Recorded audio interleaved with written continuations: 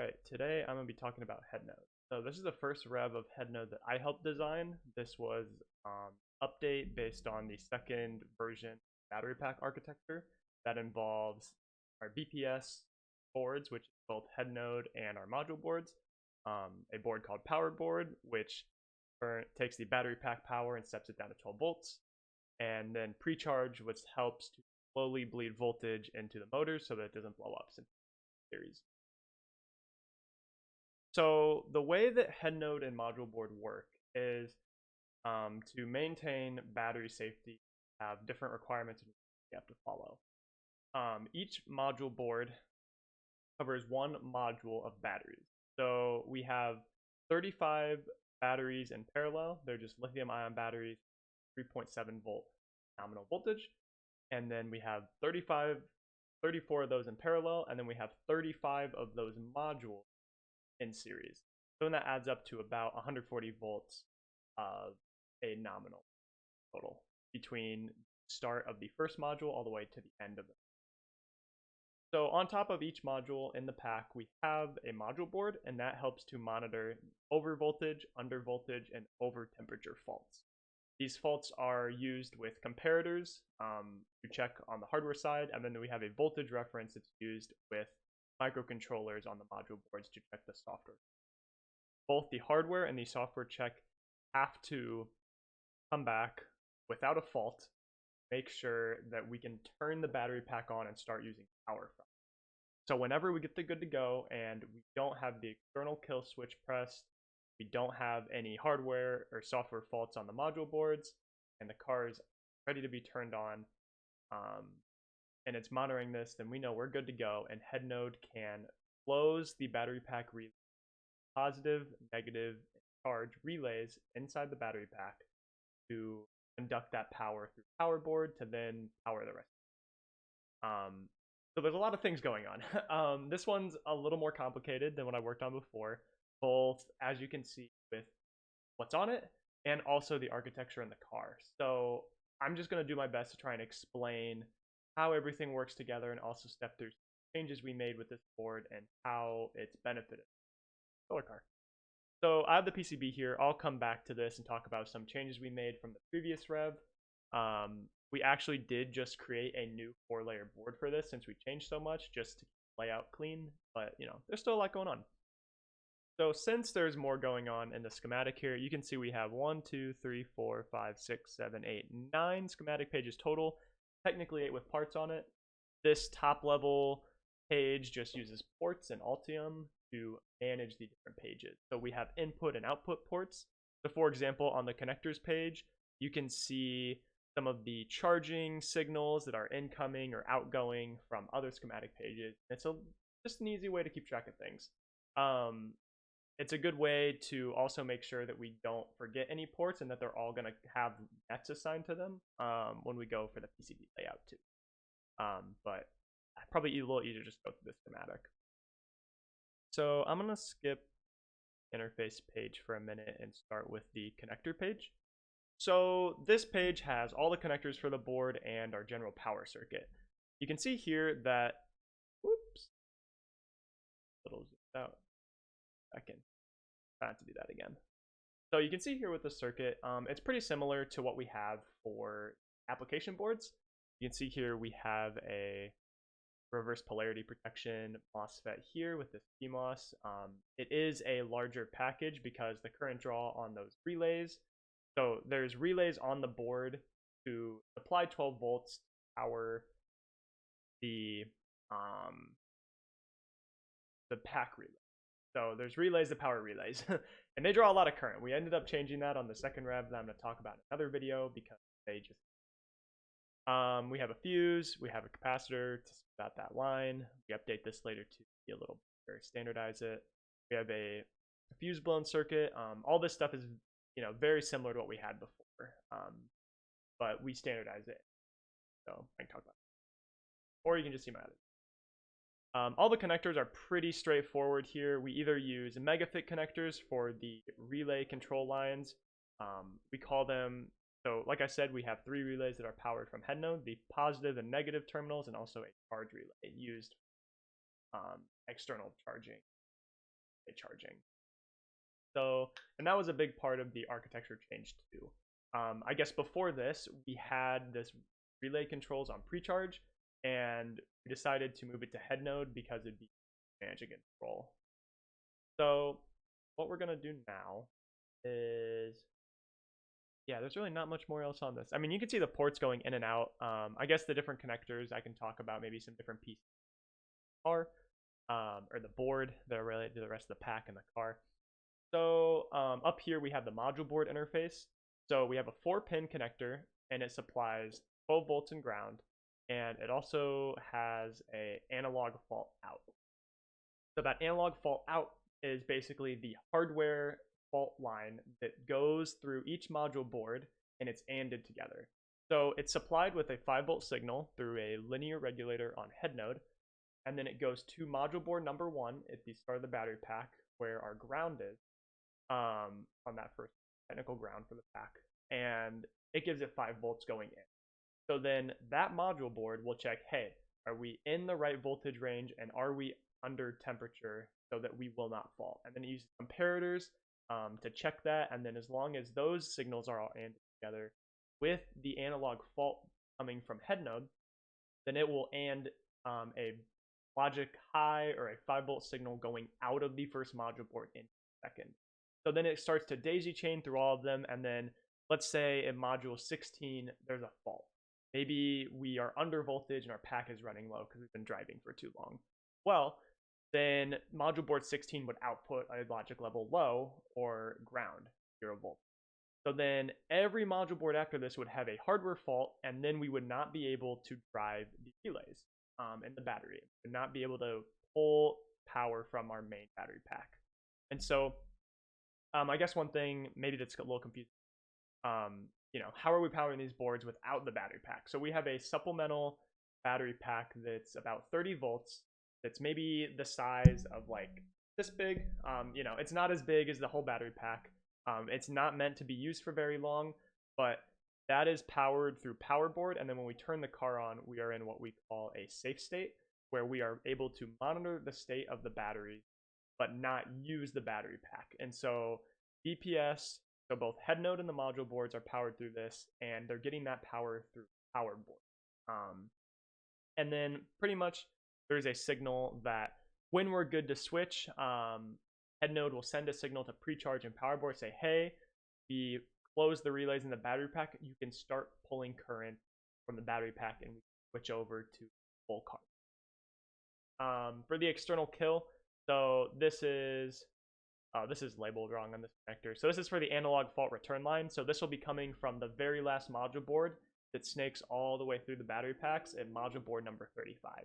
So this one could either be logic high, where it is not faulted, or logic low, where it's 0 volts in it. And this will determine if we can turn the car on or not. Our CAN lines are very similar. This is just related to the software checks. So this is how we would figure out if we faulted through software checks, microcontrollers. There is one CAN bus for the entire battery pack, and so it goes in and out of Headnode. The pack fans, there's a control line here. We don't use it. We just use 12 volts to power battery pack fans. Battery pack. Yeah, so what else do we got here? We have some extra charging stuff. Like I said in the write-up for this one, a lot of this is not used. The only main thing we use is the array switch, which basically just turns the array on or off. So we have a switch in between the driver and passenger, and if we turn it on, then we can start pulling power from the array. If it's off, then we won't. A lot of this other stuff was kind of added as redundancies when we didn't know how we wanted to implement this, either with hardware or software. After this architecture change, we used external charging through software because of how we had pretty much, when we plugged the charger in, we had to know that we could not charge with the array. And so that's kind of how we checked that. The 3 connectors for the relays have a diode on them. That's just a flyback diode through main pack relays that are off of the board. So that's just a safety feature. We don't want those accidentally turning on or off when you don't want. because it's high power. You could be in a situation where you're driving the car and then you can't get power to the motors, do anything. Big safety. But so those are those. We have a couple interfaces with other parts of the battery pack, other boards. So we have some current sensing here. We have a Hall effect sensor, or we did. Now we use a shunt resistor to measure current in the car, and so that's what the first connector is here for. The array Hall effect sensor, we do not use, what I understand. We also have a signal going to precharge and power board. These are controlled from the microcontrollers. So pretty much after we get the good to go from the hardware software faults, the microcontroller on Headnode will say, okay, it will drive a control signal for the relays on Headnode to turn on, which will then drive 12 volts battery pack relays, and it will also then send a signal to power board and precharge, say, hey, we're good to go. So then power board can start pulling power from the battery pack to step it down to 12 volts instead of using a supplemental battery pack. And then precharge can start bleeding power into the motors so that doesn't explode. And it just uses a 200 watt power board to do that. The external kill switch is another regulation to drive our car at race, safety feature. So we have a button on the top side of the driver's door, kind of on the hood of the car. You can press down. It's a latching button, and pretty much when you push it in, the car will fault. So this is ANDed together with the analog and software faults on module board, and it is one of the conditions we be driving, is that this can't be pushed down. It has to be left open. If it's pushed down, it'll get grounded, and then it'll be 0 volts or logic level low, and then the AND gate will low. But yeah, that's about all we have here. Not much else. There's a lot going on here with a lot of in and out of the car, but yeah. So we can get into some other circuits now. So let's see. Here's kind of what I was talking about. So the start enable signal is kind of what we use to check, like I said, between hardware and software faults and the external kill. So you can see that with the analog fault buffered, which is a buffered signal from the last module board that's coming in. The microcontroller fault is the software check, and then UC external kill is inverted. So that's my bad. Maybe it's pulled to 5 volts when you push down that 0. Could be a check because it's floating. I'm pretty sure it's pulled low then on this board. Like I said, we used to change a little from the current rev. But yeah, so this start enable is very important to driving the car. This will get ANDed with a control pin from the microcontroller to drive the relays later on. The other AND gates here, and we have an XOR gate with AND gates here for the external charging and the array enable. This is basically to make sure that either one or the other is always on. This was implemented in previous revisions. We thought we were only going to do hardware. You'll see in the next revision that this is mostly removed. And you'll see that too with these MOSFET buffers here for a lot of the array and external charging. We use one of these still, but like I said, a lot of this gets removed. But we didn't want to remove it in this rev just in case we did need it last second and we didn't have like the pads for it, and we would have had to make like some type of jank. Okay, so also we have that interface to power board and precharge. Precharge uses a NPN transistor, which we later removed because we mostly use MOSFETs on the team, part availability thing. But pretty much whenever we have power enable and drive enable, which are the microcontroller control lines, which can be seen on this compute page here. It's really ugly, but you can see both the outputs and the inputs, and you will see on the outputs we have power enable and array enable, drive enable, external charge enable, band control, which we had power enable and yes, drive enable. So drive enable just relates to precharging the motors. Power enable means getting 12 volts to the rest of the car. We have a MOSFET buffer very similar to HAL. This is where pulled that circuit from, was from this revision of Headnode. So pretty much whenever power enable is it's pulled low normally, but we have an NMOS here, so when it's set to 5 volts, then the difference between gate and the source on pin 2 here will be large enough so that it'll conduct current from pins 3 to 2. And then whenever pin 1, the gate of Q17 is grounded, then the difference between gate at pin 1 and the source of pin 3 will be large enough that current will conduct from pin 17. And so this is a way where we can buffer 5 volts from a microcontroller where we don't want to draw a lot of current, and we can supply 12 volts from Headnode to power board, and we don't have to worry about how much current that's drawing, damage a microcontroller.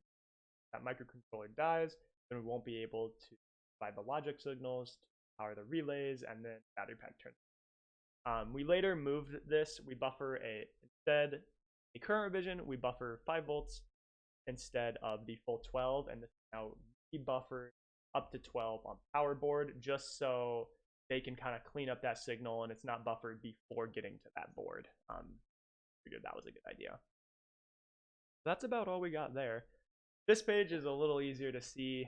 So we have 3 really nice and easy circuits here.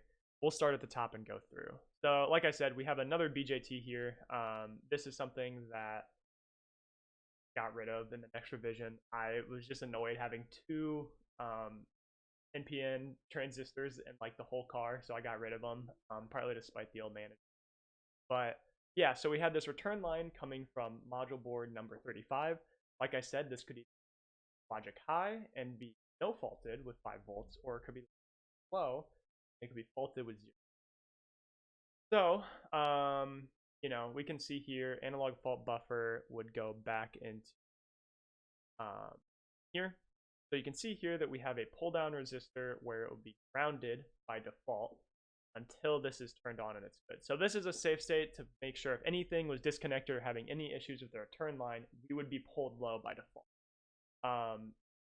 But you know, when this is good to go and this NPN here good, then we'd be able to transit 5 volts here when this line is. And so this is great. We're not going to have a case where something's floating if we didn't have this. And then we can go down to external kill. So like I said, I got mixed up earlier. The external kill is a pull-up resistor, so it's 5 volts. And then you can see here that that is after the external kill switch. So that would go, you know, on the top side of the car, and it would be latching. And so yeah, we have a little notes here. Crisis is when external kill is not grounded. 0 is crisis, and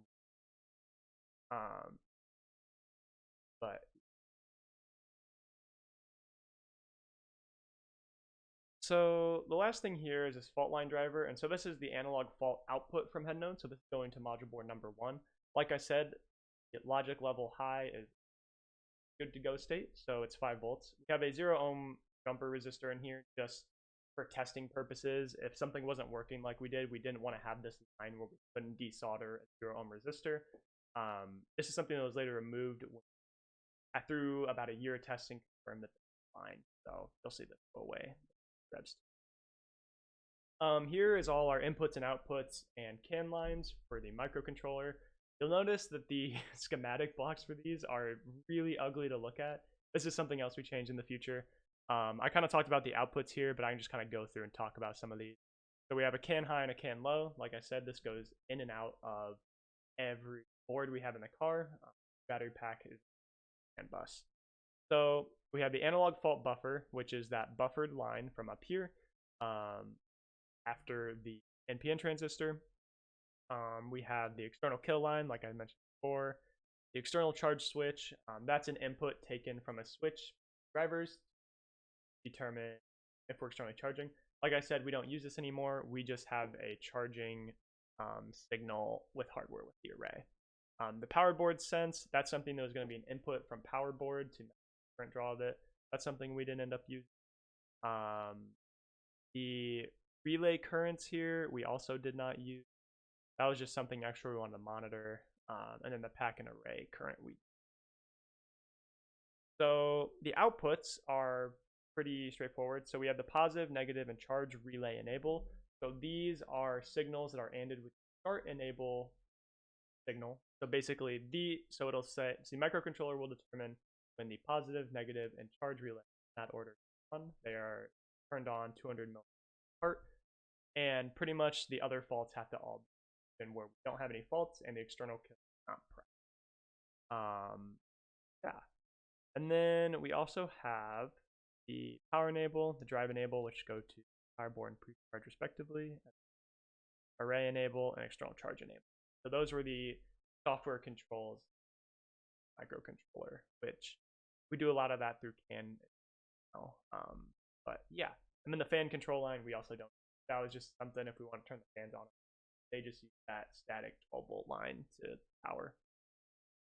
So the next page we have is the regulators. So we have a pretty standard 5-volt linear regulator that we used. And so you notice this is different from the other boards in the car that I worked on with switching regulator. We did move this to a switching regulator to standardize with that power circuit earlier. So that again.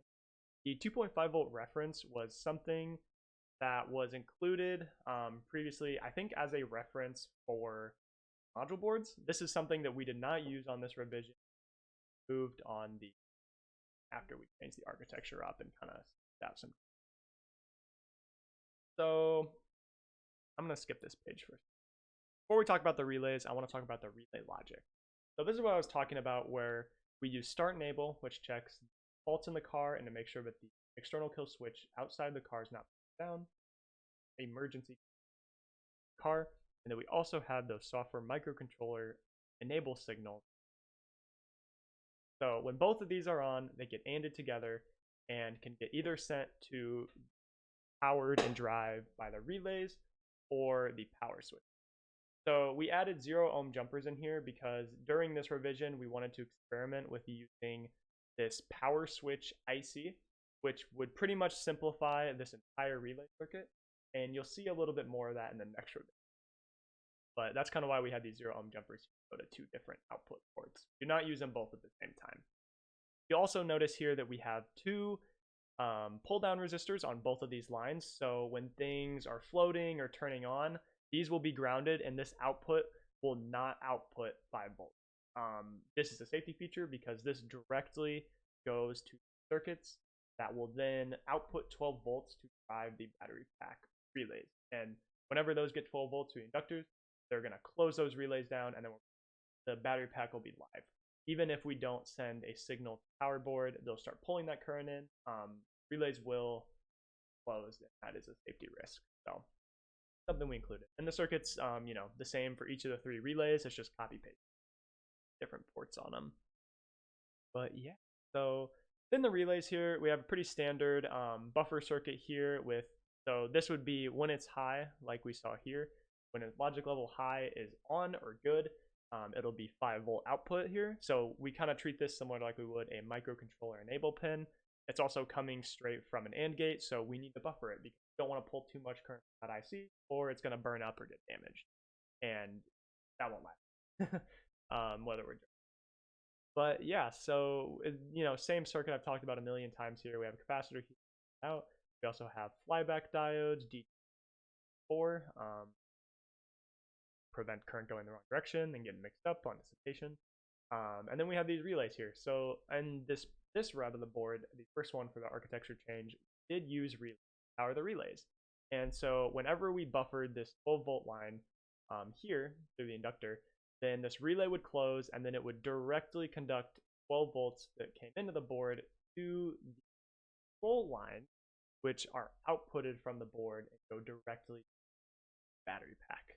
One thing I think is cool, like I mentioned before, is since we have the microcontroller directly power this in it's ANDed with start enable, we're able to set them 200 milliseconds apart, so it's not like each of these 3 relays clap at once and we just like boom power. It's like positive, negative, charge, which I think is a great way to do it, and it's a great implementation of software because we're able to hard code that and we can make that longer, shorter, or alter it if we. But yeah, that's kind of all we got here. The last thing is the power switches here, which I guess I can talk about. It's very, very similar, really. We just made the circuit like it was recommended in the data sheet here. it just recommended having these 10K and 1K resistors here like this. Power it with 12-volt crit and ground. Ground here. The input is pretty much just that enable line that we got from the relay logic here. And then charge relay control is the same output that we got from this other part. So yeah, that's pretty much it for the schematic. I do know that that's a bit more, but this is really where I sunk my teeth in with this club. And after learning how to do a lot of this process, I was able to learn more about the battery pack and how it worked and debug it. So it's really interesting just talking about all this. But I also learned a lot about PCB design. So this was the first board that I worked on that was 4 layers. So there's a lot going on here, and I'll just kind of talk about it. So on the top and bottom layer, we have 2 main power planes, depending on what side of the board. So on the left side of the board, as you can see what's highlighted now, we have a 12-volt plane. This is mainly because a lot of stuff over here uses 12 volts in those buffer circuits or for the relays, and we want to make sure that's easily accessible. On the right side of the board, since we have so many logic circuits and all these ICs, we have ground. And so you'll notice a lot of vias here. All those vias aren't connected directly to signal lines. Those are actually stitching vias, because on the bottom layer here, we have the exact same planes. And so Ultium has a really nice feature where if you make planes the same size and you highlight both of them, you can put stitching vias, however far apart, whatever size, together.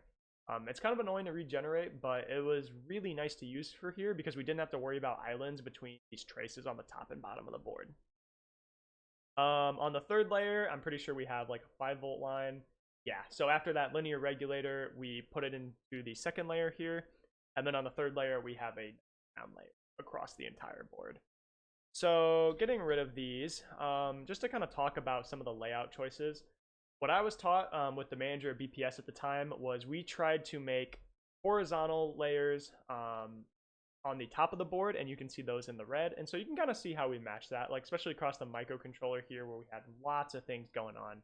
And then we use vertical signals on the bottom of the board. And so it makes it easier both to manage when you're thinking about, what do I have room to put where, and also looking at it. You can see on the top, in the middle of this board, there's a lot going on, but it's a lot easier to identify, oh, hey, here's our CAN line, and it's going through the middle here. What's the signal? Oh, it's powering the fans. That's probably the fan control line. Or right here, that's power board sense. We don't use it, but it's able to identify it because we have the connector labeled here. You can highlight it and you can see, oh, it goes down and then across. It doesn't zigzag around all these points, and then you have to worry about islands because both of the stitching vias and how we decide to lay it out. So I guess I'll just talk about kind of where we place things based on groups of those schematics. So on the right side of the board here, you'll see we have a lot of logic. So a lot of this has to do with those AND gates, those NAND gates for the array and external charging, which you can see here named by like test points here in this connector. On the bottom, we have the pull-up circuit for the external kill that's then inverted through U6 for that logic, and then that's sent into the microcontroller and process. So we also have the fault return line, and then where's the fault output?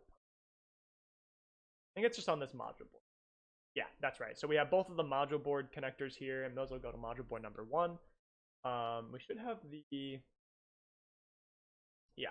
So then we also have one of our CAN lines down here. You'll see that both CAN lines are connected. Like I said, it goes through the microcontroller and then out the board again on the same line. We have the power board output, which has a pretty beefy MOSFET on here to buffer. Like I said, we buffered it with just another circuit to 5 volts, and then we sent that to the power board, which is now there in a future rev. Down in the bottom left here, we have our power circuit, which is also updated to what we use in other application boards as a most current rev that I worked on, and the one the next video will be on. And then you kind of get the fun stuff down here. So you'll see here that these big blocks are the relays. They take up a lot of room and they take up a lot of current consumption because these relays are driving even larger relays, and that eats up a lot of current. We found that the power switch IC that we were experimenting with was more effective and it drew less current. when it powered 12 volts here. But the issue was because of the semiconductor shortage at the time, back around summer 2021 or that spring of 2021, we could not get the parts, but we still designed them. So what we did is we had the power switches on the bottom of the board, and that is what you see on blue because it's on the 4th layer or the back of the board. We have those 3 resistors, like I said, but you can see here like how much less room this, even just looking at the footprint of this IC compared to these. So, we tried to overlay them on the circuit so it was kind of like mirroring itself on the top and bottom of the board, but we weren't able to actually test it and use it. But we did have the circuit lined up, so it was really easy to just flip on the top side and use it. We were still able to test it on this board, and so it was nice because I was able to, once we were able to get those parts started on, test it, be like, oh cool, this works, let's throw it in the car and test it. Oh cool, it works. All right, let's design the next rev rack. It was much more efficient, much more easier to implement. We had to not buy any. So that's about all I have for this. I've been talking 30 minutes. This one's a little more in depth. I would definitely be interested to like talk about this. There's a lot. But yeah, so this is about what I got right now. If you have any questions, let me know. I have a project in my GitHub if you want to open this up in Altium and take a poke around at it. But yeah, thank you so much for watching. I hope you learned something.